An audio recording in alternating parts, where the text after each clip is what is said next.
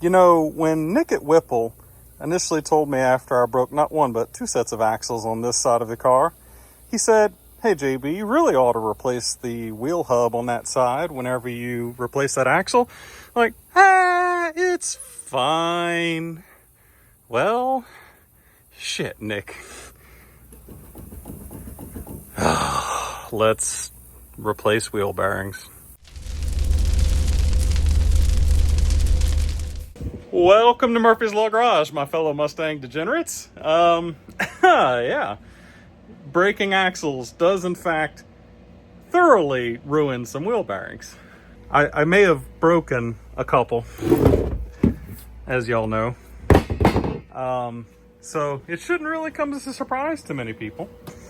I've heard some good things on the internet about Moog and the Mustangs. Ford Performance does make a hub assembly for the Mustangs, but all it is a stock Mustang hub with the ARP wheel studs in it. I already have ARP wheel studs, and yes, I'm going to reuse them. Yes, it's going to be fine. I have a press in the shop. I can get them in and out without hurting them. Don't do as I say. Just replace the ARP studs. I'm going to reuse them. Luckily, this is a very easy job, if that'll come out of its box. These hubs are literally held in with 1, 2, 3, 4 bolts. So, yeah.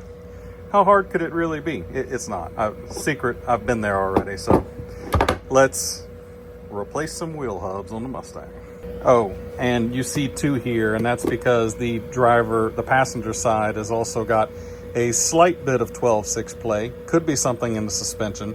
Don't really care. I don't want to have to worry about it, so I'm going to do both. Let's go get the others out. All right, so clearly wheels off, just in case you wanted to see this funness. Can hear it more than see it. Easier to see with the wheel. Anyways, there's a few things we need to do here to get the hub out. It's actually pretty easy. I've done this a million times before, but I've never really put it on camera. We're going to want to get the axle nut loose. If you're just using a big breaker bar, then you're going to want to put the emergency brake on so that you can get this nut loose. You want to do that before you take the brake caliper off on both sides, because you won't be able to tighten it back down again after.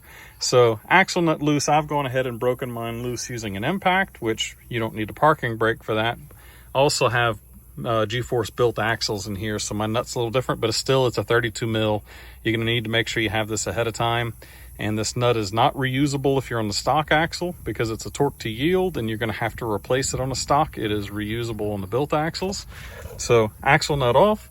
The next thing you're going to do is you're going to pop this Christmas tree clip out right here that holds this harness to the brake caliper out of the knuckle. You're going to disconnect this connector for the brake caliper. There's an 8 mil holding your ABS sensor in right here, vehicle speed sensor. We're going to pop that out. And then lastly, a 10 mil holds this bracket in right here that holds this whole assembly of wires. You're going to take that and I like to tuck it up here around this line right here so that they're out of the way. All right, next thing you need to get off and out of your way is the caliper. There are 1 and 2 large bolts here that hold it on. Let's see what size is that. It is a 18 millimeter. You take those two 18 millimeters out, and then the whole caliper assembly can slide up off of the disc like this. I usually hang it up in here. You can actually balance it on the sway bar. Just don't leave it dangling by the brake hose. And then after that, we can slip the rotor off. All right, caliper is hooked onto the sway bar over there out of the way. Yeah, that line looks bent hard. It's really not. It's fine. In fact, it's even got a protector on it right there that might be used for just that. Next, I'm going to take the dust shield off. This is technically not necessary, but I do so just to ensure that I don't accidentally bend it.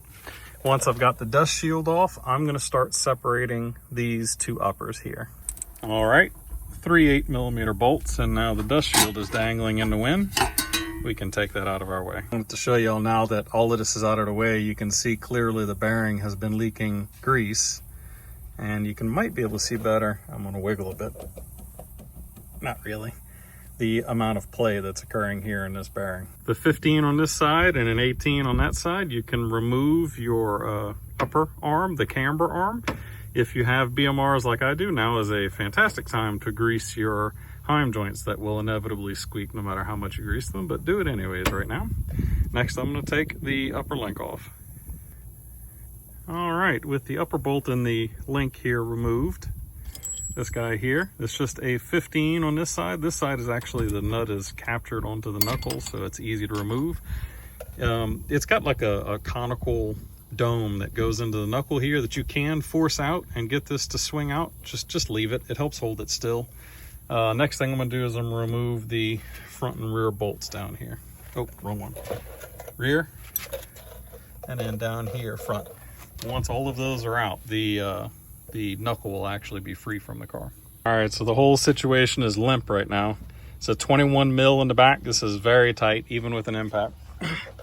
And I've got an 18 mil here on the front. So I'm going to pull these two bolts, and then I'm going to slip the entire hub here, the knuckle assembly, off. Make sure you don't attempt to pull the axle out with it. Push here, make sure your axle moves backwards. Keep a hand on the axle, keep it forced this way. Pulling on the joints of the axle can actually damage it. That's the one thing you really need to pay attention to here. Make sure the axle stays back as you come away with the hub. All right, and once you've successfully pulled the knuckle, this is what you're left with. And then the knuckle is sitting on the ground. And you can see even more evidence of the grease pissing out of the bearings here. I'm gonna go ahead and bring it in the shop, but these are some 15 mils here that are holding the hub on. Let's go in the air conditioning to swap these out. Here I am in the air conditioning. Here's the hub units. And like I was saying, you can see just how much grease has been oozing out of this guy and collecting some road dirt. I'm surprised I didn't notice that sooner, as much as I have the back of this thing apart. And then look at just how much. Wow. 4 15 millimeter bolts later, the knuckle is now free of the hub. And it's just that easy. If you're not swapping over your ARP wheel studs or putting some new ones on, you just stick that guy in there and bolt it back up. But I'm going to go the extra step of swapping over my ARP hardware. I'll be right back. All right, you're going to stick your 4 bolts back into your new hub assembly. And these 4 bolts get torqued at 98 foot-pounds in a cross pattern. Just step it up a little bit, like in third increments, and then cross. 98 is pretty tight, so either stick the 2 lower bolts back on the lower knuckle of the car to help hold it still, or if you've got a vise, do it here, or I don't know, a really strong friend to hold it still so you can get these to 98. All right, so go ahead and loosely install all of the bolts to put this back together again. Now, I'm going to use my floor jack to grab the bottom of the knuckle and bring the knuckle up until the body attempts to rise up off the jack stands. And that's because you cannot torque any of this stuff until the knuckle is at ride height, under weight of the car, under load. Otherwise, you'll damage all of your rubber bushings and your suspension. Now, I take my stuff apart a lot, and I've got it scribed here and there, but I've gone ahead and wrote it in Sharpie here so it's easier to see. The upper link here bolt that we took out, that's 76 foot-pounds for this nut. It's 76 foot-pounds for the nut on the camber arm. It is 129 foot-pounds for the lower. If you took this whole thing off, the 129 for the lower. The one below that, which is actually the knuckle to the front toe arm, is also 129 foot-pounds. This big guy right here, which is a pain in the butt to get this bearing to go in, it's usually easiest to slip it in from underneath. That one's 203 foot-pounds, and then to put the caliper back on is 129 foot-pounds. Now for me, because I have aftermarket axles, mine specifies 200 foot-pounds. Let me look up the factory spec for this. Okay, if you're using the factory axles, this is torque your axle nut, a new one, to 98 foot-pounds, and then rotate 45 degrees further, and then that's the spec for this. You have to get this right because this also does some preloading on the wheel bearings, so make sure you get this right. I'm going to 200 because I have G-force axles. I'm going to go ahead and put this all back together again, tighten it, and bring you back. I just want to show you how I pick the car knuckle up underweight. can see I've got a jack stand. I've got a nice strong block of wood holding on to the knuckle itself, the hub. And I've picked it up until the car started to want to come off the stands, and then I've gone ahead and tightened all of this hardware. So I'm gonna put it back down, put the brakes back on again. The nut, obviously I can't tighten until the brake's back on so that I can put the parking brake back on. And just like that, no more movement. That's the way it's supposed to be. Now, my car is wiggling a little bit on that side, so I'm going to go replace it. But it's the same thing. So I hope you enjoyed this video. Albeit somewhat tedious, it's pretty easy to replace the wheel bearings on these things, thankfully.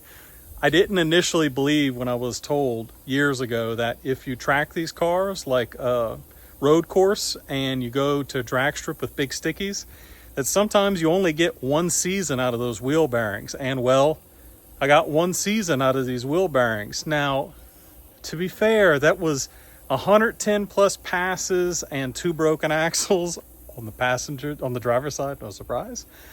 So I'm not surprised. I just don't want you to be surprised. Hopefully you're doing this in 50, 60,000 miles, because Ford. Anyways, thank y'all for watching. Y'all have a good day. Peace.